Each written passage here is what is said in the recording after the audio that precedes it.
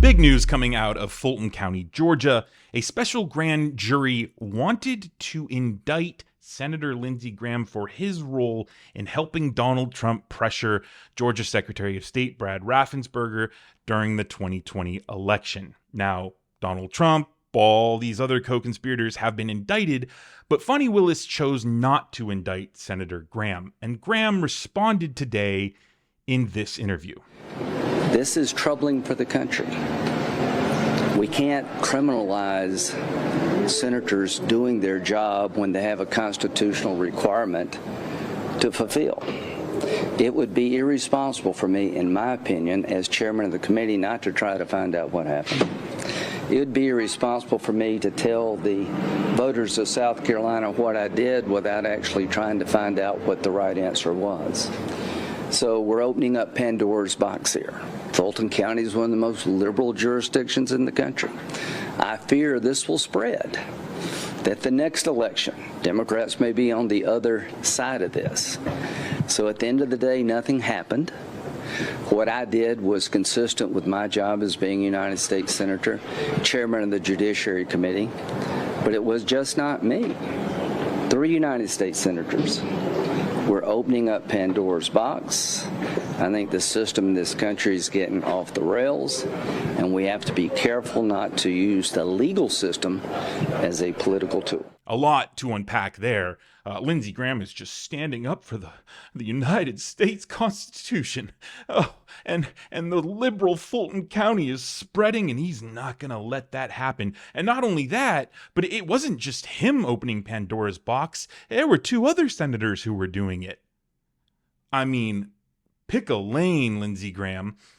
What's interesting about this interview and what he's saying today is that it's a completely different tune than what he was singing back in 2020. What I'm very concerned about is that if you're going to continue to vote by mail, that we need to know what systems work and what don't. It's up to the people of Georgia. But I think I have every right in the world to reach out and say, how does it work?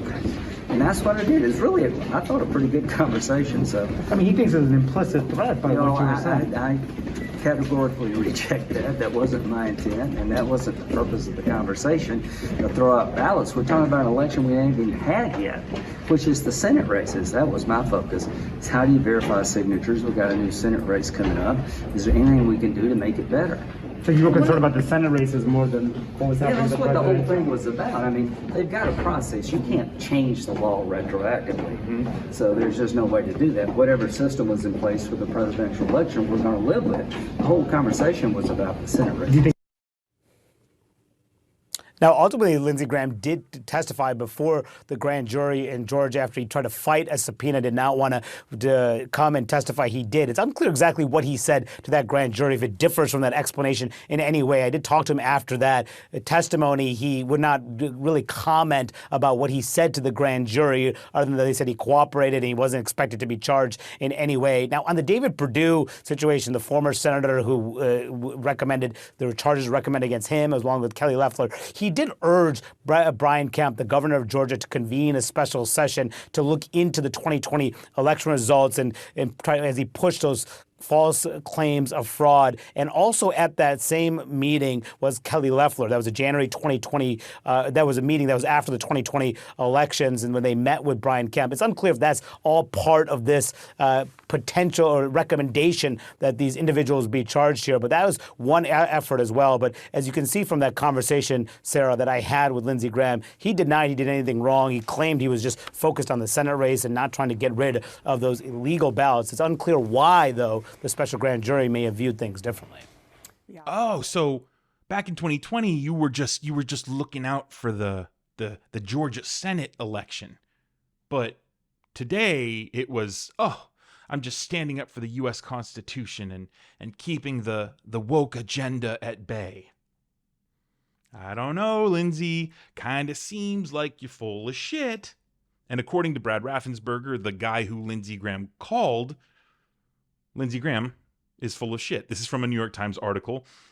Quote, Mr. Raffensperger has said that in those calls, Mr. Graham suggested the rejection of all mail-in votes from Georgia counties with high rates of questionable signatures, a step that would have excluded many more Democratic votes than Republican ones. but the phone calls are not known to have been recorded, and recollections differ about exactly what was said, factors that probably figured in the decision not to charge Mr. Graham.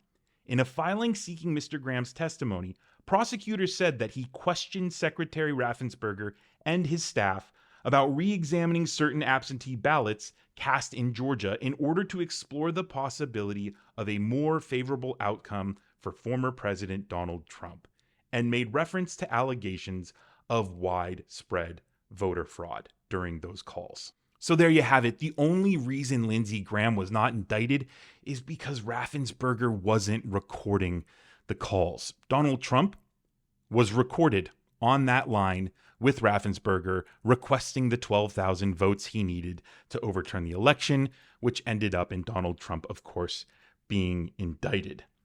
If anything, this is bad news for Donald Trump, because that special grand jury requested that 7 others be indicted, including Lindsey Graham, Senator Kelly Loeffler, Senator David Perdue, Mike Flynn, former Trump lawyer Boris Epstein, and pro-Trump lawyers Cleta Mitchell and Lynn Wood.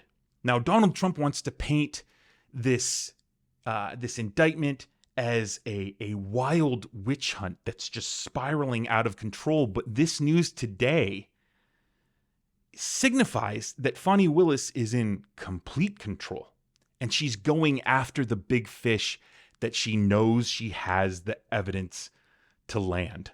So if I'm Donald Trump, I am sweating this news today. Let me know what you guys think down in the comments below, and thanks again for watching. My name is Brendan Plank with Reflect. If you haven't subscribed to the YouTube channel, over at youtube.com/reflectnews, or if you're not following our Facebook page, facebook.com/RFLCTvid, be sure to do that. And I will see you guys in the next video.